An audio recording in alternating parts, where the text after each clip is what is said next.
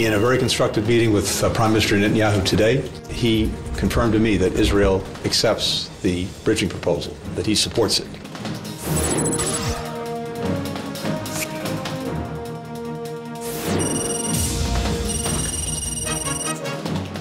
최근 중동 지역 긴장 재고조 등으로 국제유가 변동성이 확대되고 민생의 부담이 가중될 수 있습니다.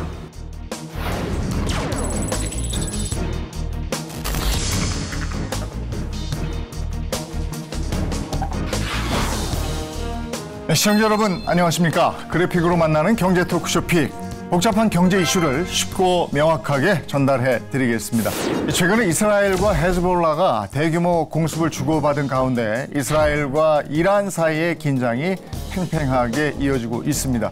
5차 중동 전쟁이 일어날 것인지 핵심 변수는 무엇이고 우리 경제엔 어떤 영향을 미칠지에 관련해서 궁금증을 낱낱이 분석해 드리겠습니다. 경제 토크쇼 픽 시작합니다.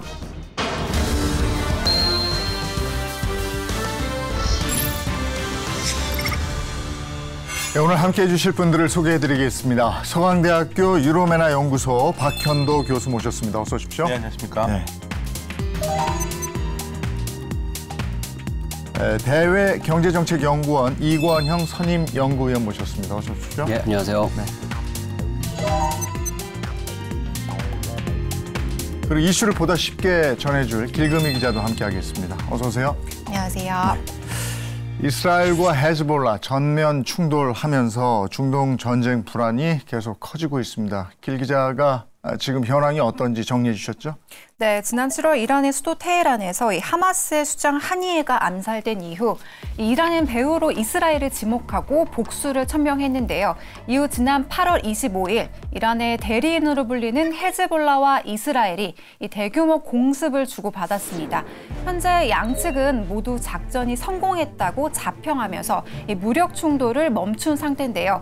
이후 이스라엘은 이 서한 지구에서 테러 예방을 명분으로 공격을 벌이고 있고 하마스를 비롯한 무장 세력은 자살 폭탄 테러로 맞서고 있는 상황입니다. 네, 지금 상황이 이런데 이스라엘과 헤즈볼라의 확전 가능성 어떻게 보십니까? 낮다고 보는데요. 그 대신 저강도로 계속 헤즈볼라가 이스라엘을 공격을 할 가능성은 상당히 높습니다. 다만 헤즈볼라가 지난 자신들의 공격이 성공적이었다고 자평을 했고요. 혹시라도 미진한 부분이 있으면 공격을 하겠다고 얘기를 했는데 아직까지는 큰 흐름은 없습니다. צה"ל יירט את כל הכטב"מים שחיזבאללה שיגר למטרה אסטרטגית במרכז הארץ. حصل هو عدوان وليس عمل استباقي. وهذا إذا بده نفترض عمل استباقي لم يترك أي أثر على الإطلاق على عملياتنا العسكرية اليوم. 이 확전이 될 경우에 가장 사실 곤란한 나라가 이란이거든요. 이란은 확전을 원하지 않기 때문에 아마도 조율된 상태에서 저강도의 지속적인 공격은 되겠으나 확전까지는 쉽지 않을 것 같습니다. 근데 이스라엘이 헤즈볼라하고 충돌한 이후에 서한 지구를 공격했잖아요. 네. 계속 좀 그 수위를 높여가는 거 아닙니까? 사실은 국제사회가 굉장히 걱정을 하고 있는 건데요. 이스라엘이 갑자기 서한 지구를 집중적으로 좀 때리고 있는데 물론 이스라엘의 이유는 있습니다. 서한 지구의 하마스, 친하마스 세력들, 이슬람 지하드라든지 반이스라엘 무장 세력들이 활약을 하고 있기 때문에 뿌리를 뽑아야 된다는 얘기를 하고 있지만 지금 현재 상황에서 계속 서한 지구를 공격하면서 또 무고한 시민들도 목숨을 잃고 있거든요. 그렇게 될 경우에는 분노 지수가 높아갈 거고 그러면 이스라엘로서는 상당히 어려운 상태가 될 텐데 그럼에도 이스라엘이 이렇게 지속하고 있는 이유는 국제사회가 비난은 하지만 막지는 못하고 있기 때문에 이스라엘은 계속적으로 이렇게 공격을 할 가능성이 크죠. It is with a heavy heart that we share the news that the bodies of 6 Israeli hostages who were all taken hostage alive by Hamas during the October 7th massacre and murdered in Hamas captivity were recovered from inside a tunnel in Rafah and have been brought back to Israel. Hamas continues to hold 101 hostages, including women, children, and the elderly, in brutal conditions inside Gaza. We will not rest until we fulfill our mission of bringing all our hostages home, by all means possible. 근데 이스라엘이 이렇게 되면 본인들도 경제적으로 상황이 굉장히 안 좋아지는 거 아닙니까? 네, 맞습니다. 장기전으로 가면? 예.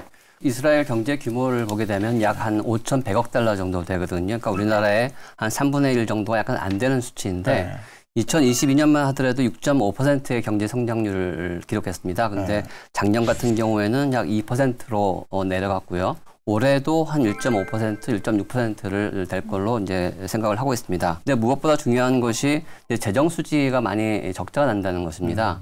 작년에도 마이너스 5%, 올해도 마이너스 8% 정도 될 것이고, 그런 이유는 이제 전쟁 비용 자체가 굉장히 크기 때문에 그렇다고 생각을 할 수가 있고요.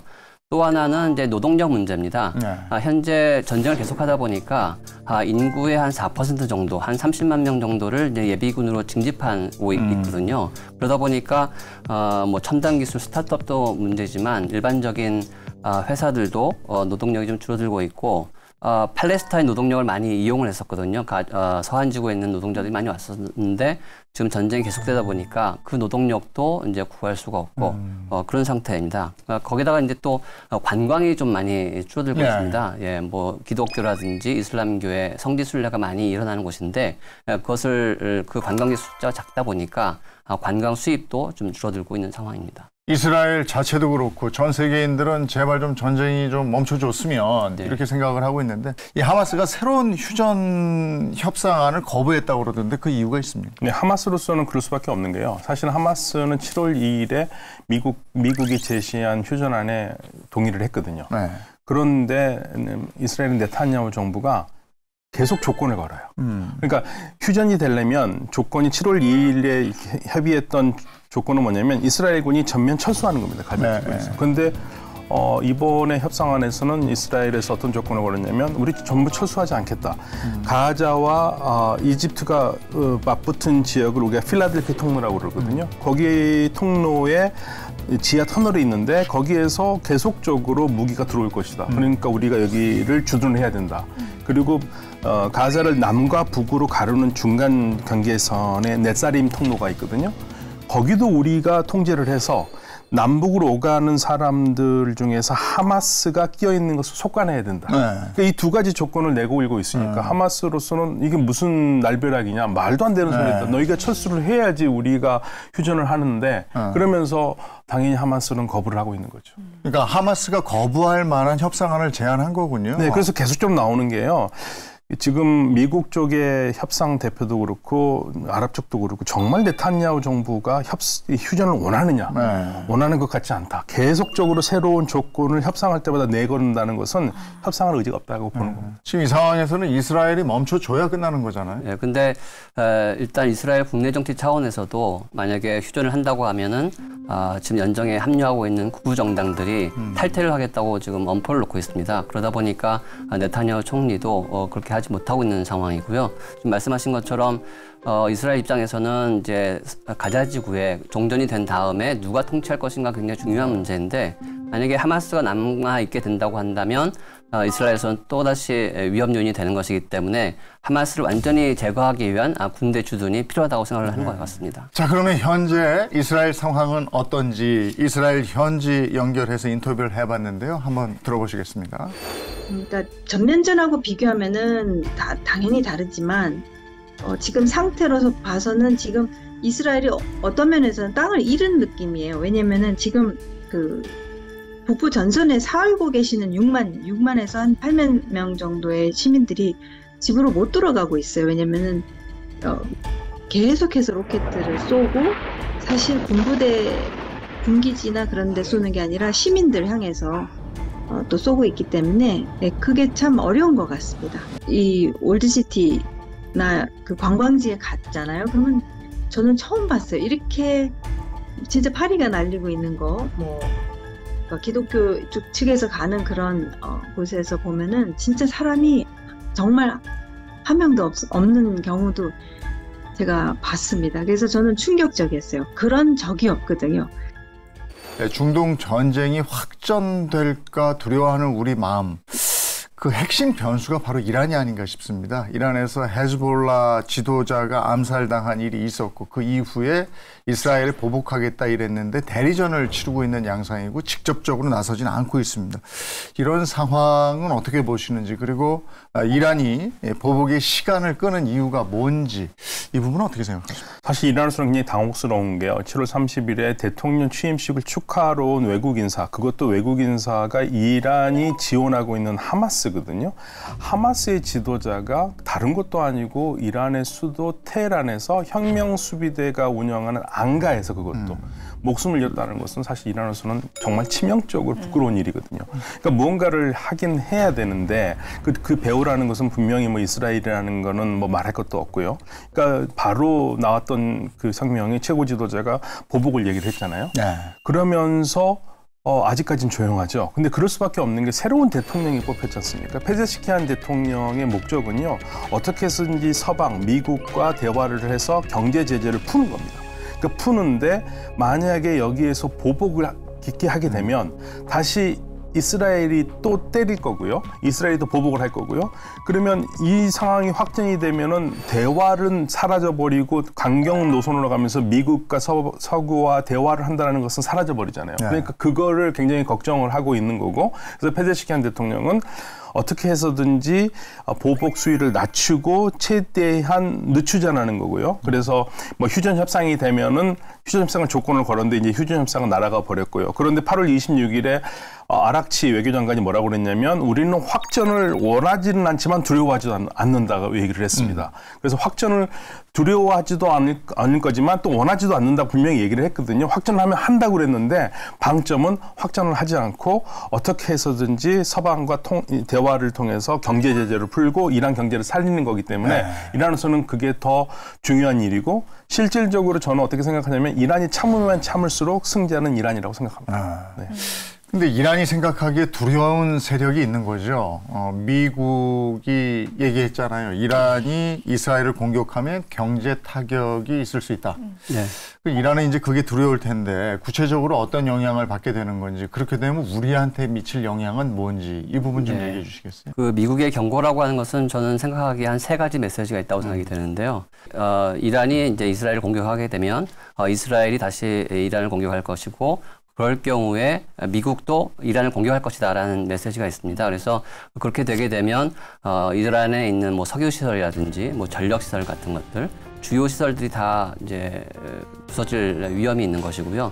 또 하나는 지난번 4월달에 그 이스라엘과 이란이 서로 상호 공습을 했을 경우에도 그랬었는데 대규모 경제 제재를 추가하겠다라는 이제 메시지도 있습니다. 그렇게 되고 세 번째로는 이제 페제스키안 정부 입장에서는 이제 그 당선된 이후에 미국과의 관계를 개선하면서 이란 핵 합의를 다시 복원시키려고 하고 있는데 그것조차도 이제 못하게 되고, 그러다 보면은 페제시키안 정부의 어떤 개혁 성과가 하나도 없게 되는 것이죠. 그러면 그 정부의 안정성도 좀 안 좋아질 것이다라는 것을 이제 내포하고 있다고 생각이 되고요. 근데 우리나라 입장에서는 지금까지 그 제재 전에는 이란 석유를 한 10% 정도 수입을 해왔었습니다. 근데 제재 이후에는 거의 뭐 석유를 수입하지 않고 있고, 또 우리가 그 수출 대금을 받을 수가 없기 때문에 무역도 거의 없는 상태였거든요. 그러니까 지금 당장으로서는 우리에게 미치는 영향은 별로 없다라고 볼 수가 있겠습니다. 이란은 기왕에 제재를 받고 있는데 더 제재하겠다고 그렇죠. 그러니까 겁나는 거죠. 네. 근데 이란이 이렇게 함부로 움직일 수 없는 이유 뭐 다 아시겠습니다만은 이란의 든든한 뒷배죠. 미국이 있기 때문에 그럴 것 같은데. 네, 그렇습니다. 이스라엘 뒷배인 미국의 막강한 중동 전력이 있는데요. 이 미국과 이스라엘의 관계가 친밀한 이유에 대해 다각도로 짚어봤습니다.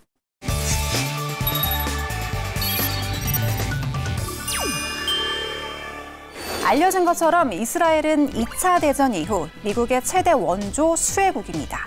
1948년 미국이 건국을 선언하며 독립하게 된 이스라엘은 이 미국의 막강한 후원 아래 계속해서 성장을 해왔는데요.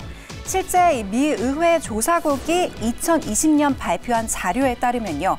이스라엘은 그 해에만 우리 돈으로 약 10조 6천억 원이 넘는 대규모 원조금을 받아갔습니다.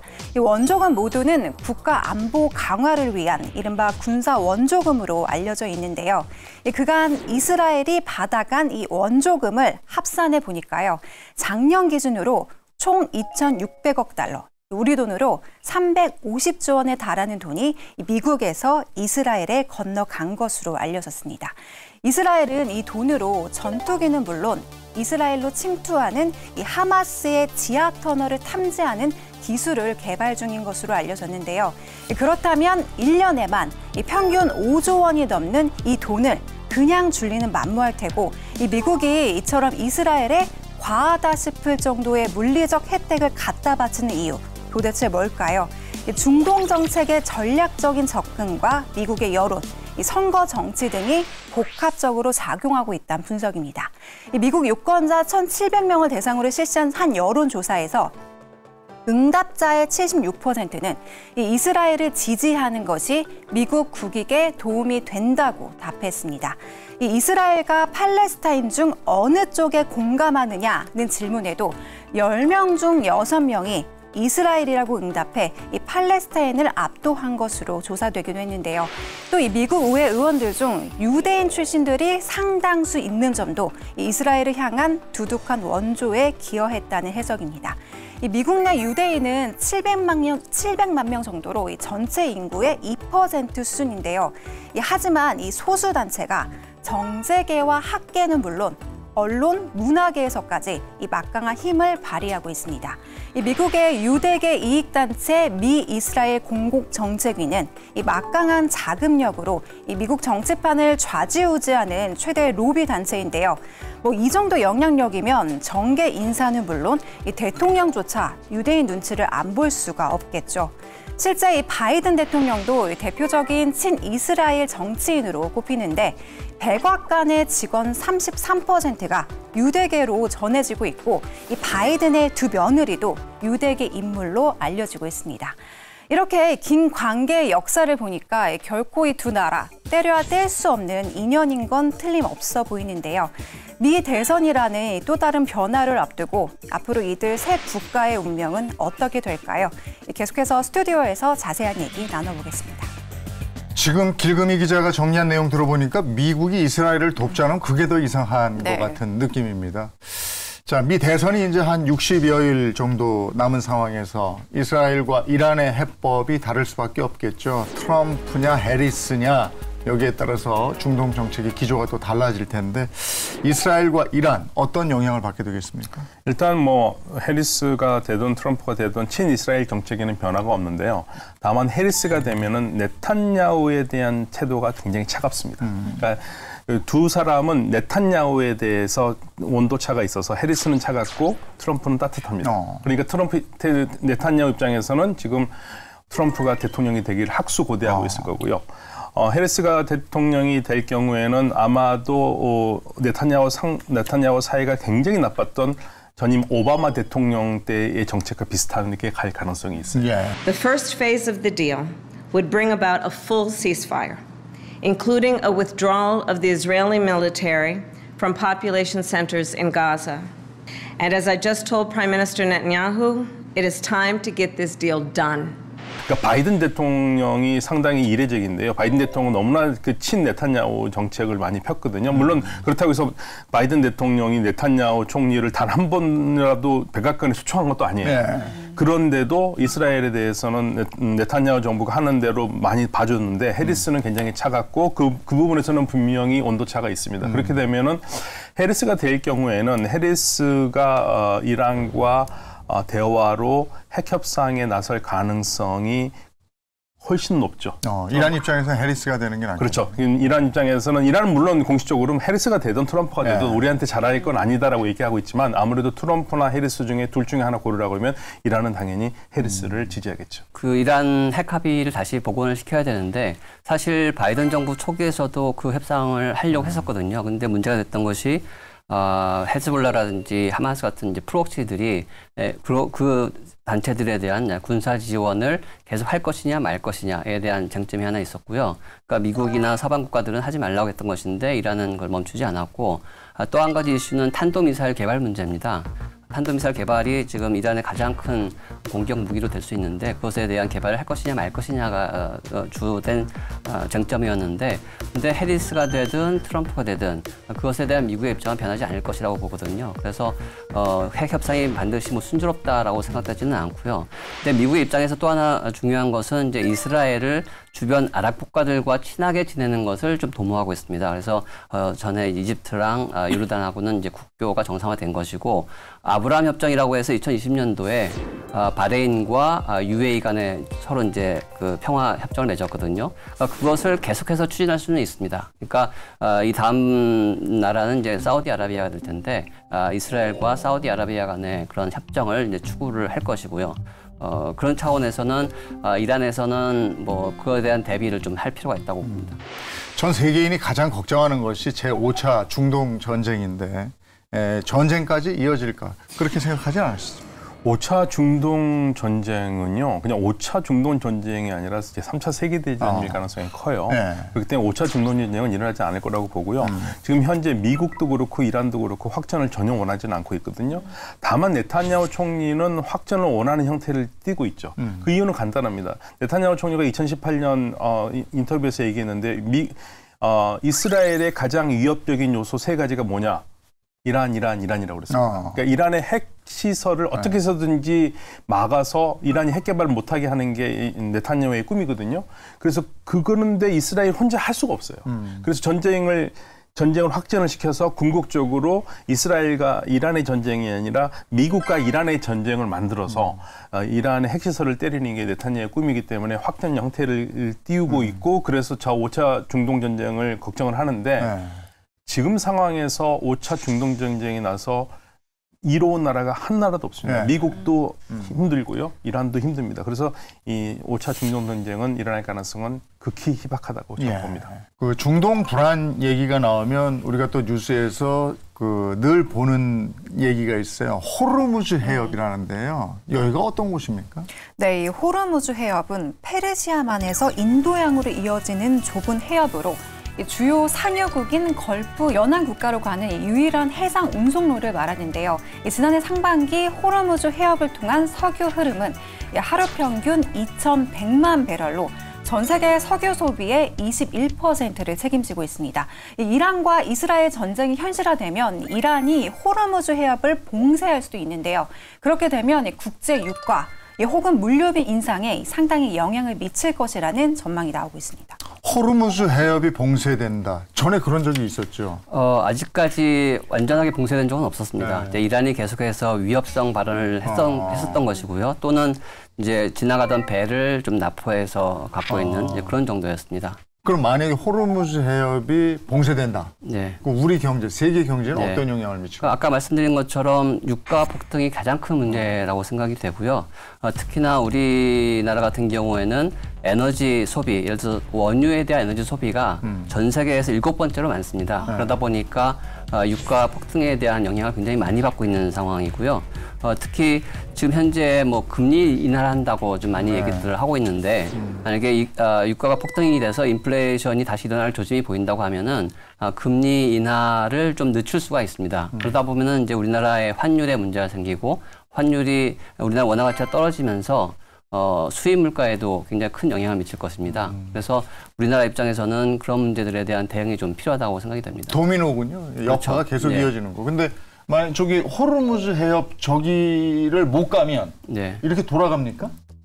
어디 돌아갈 데도 없는 것 같은데? 한참 가야 되는데. 그러니까 사우디아라비아 같은 경우에는 동부에서 이제 서부로 뺄 수 있는 뭐 파이프라인이 있다고 해서 그 정도는 할 수가 있는데, 뭐 쿠웨이트라든지 뭐 그런 나라들은 나갈 수가 없는 것이죠. 그러니까 만약에 호르무즈 해협을 봉쇄를 한다고 하면 주변 아랍국들이 좋아할 리가 없습니다. 그러니까 굉장히 큰 반대에 부딪힐 것이고요. 중요하네. 그러니까 우리나라가 작년에 수입한 석유의 60%가 호르무즈 해협을 통해서 왔습니다.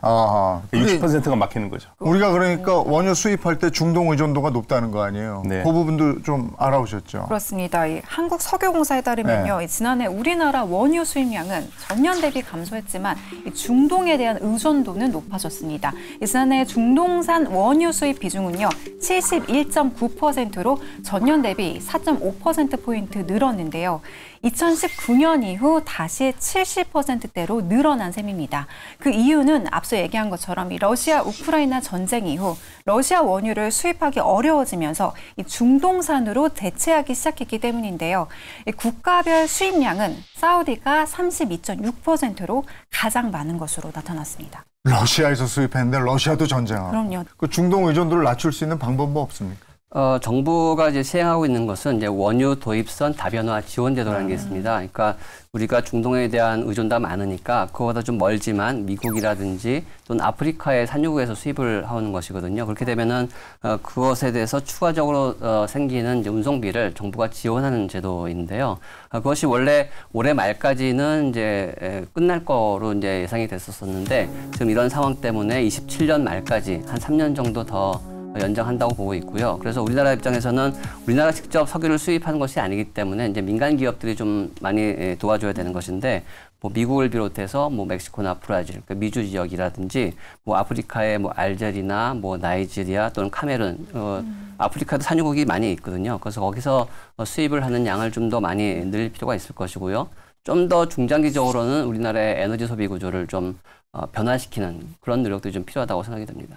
지금 전 세계 최고의 산유국이 어딥니까? 예전에 사우디로 알았는데 요즘 미국이라고 예, 얘기를 미국이 셰일 오일 개발로 해가지고 그렇죠. 전 세계 1위를 좀 하고 있고요. 네. 예.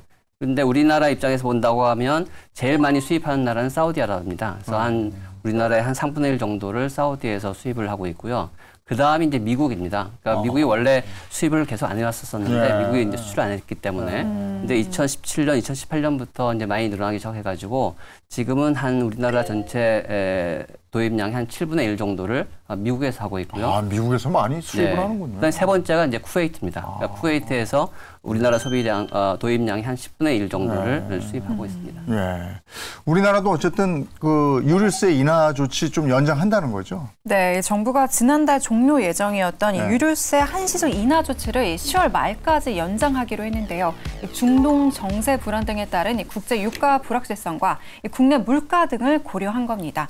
이번 조치로 오는 10월 31일까지 휘발유는 기존 세율보다 리터당 20% 인하된 656원이 부과되고요.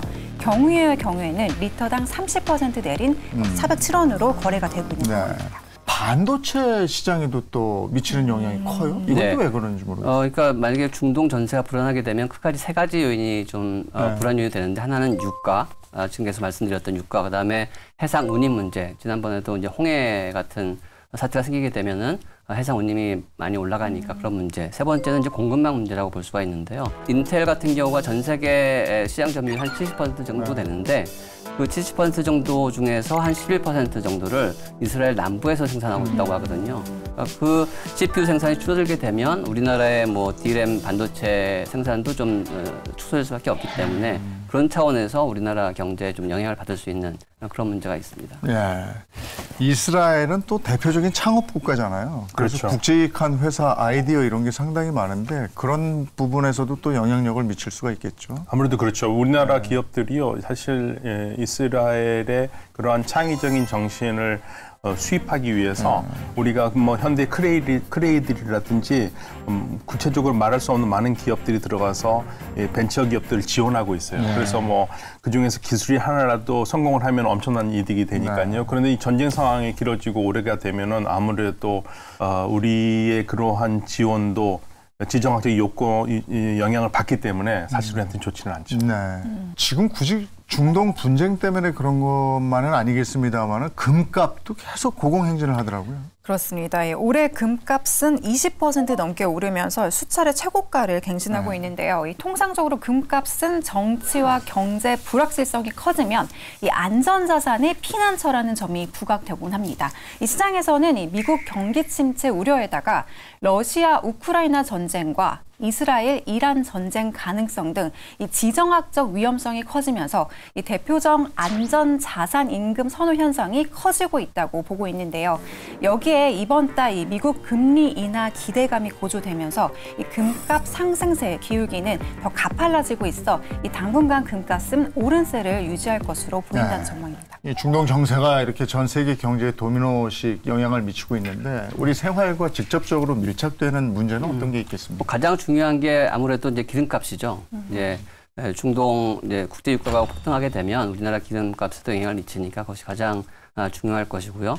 또 우리나라 뭐 기독교인 같은 경우에는 이제 이스라엘로 성지순례를 많이 떠나는데 그것에 대해서도 많은 이제 장애 요인이 있을 것 같고요. 또 뭐 주식 하시는 분들은 뭐 잘 아시겠지만 계속해서 주식의 등락이 중동 정세에 많이 영향을 미치고 있거든요. 그러니까 그런 부분들이 좀 더 우리한테 좀 가깝게 다가오는 게 아닌가 싶습니다. 예. 그리고 일단 중동에서 뭔 일이 났다 이러면 심리적으로 불안하잖아요. 예를 들면 기업들이 중동에 진출하고 있었을 때 그런 질문들을 많이 받게 되거든요.